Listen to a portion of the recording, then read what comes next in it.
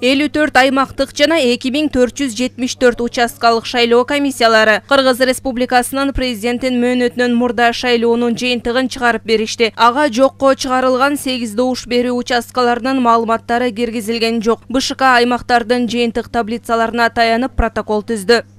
2021 жылдын 10 январында дайындалган Кыргыз Республикасынын президенттин мөөнөтүнөн мурда шайлоо өттү деп табылды. Жапаров Садыр Нуркожоевич Кыргыз Республикасынын президенти болуп шайланды деп эсептелсин деген токтом кабыл алынды. Ошондой эле Жапаров Садыр Нуркожоевич Кыргыз Республикасынын президенти болуп катталды.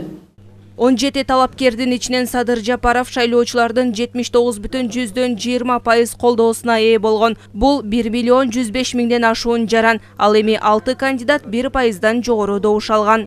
Адахан Мадумаров 6,79%га ээ болду. Бабыржан Төлбаев 2,36 добушту камсыздады. Ал эми Мыктыбек Арстанбекти 1,69% жаран шайласа, Абдил Сегизбаев 1,46% колдоо тапты. Имамидин Ташевти шайлоочулардын 1,17% тандаса, Клара Сооронкулова президенттик атсалышта 1%га татыды. 1%дан ашуун добуш алган жогорудагы талапкерлерге жана президент болуп тандалган Садыр Жапаровго шайлоо күрөлөрү кайтарылат. Алар БШКнын депозиттик эсебине 1 миллион сомдон төккөн.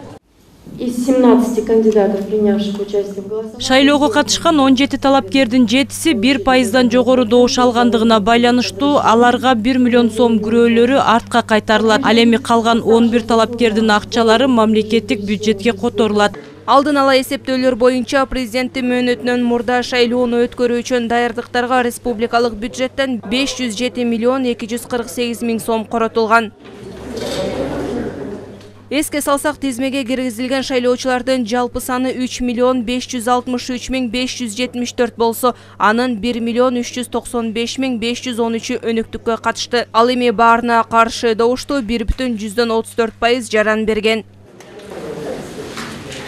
Мерим Эшимбекова, Бекзат Машрапов, ЛТР Бишкек.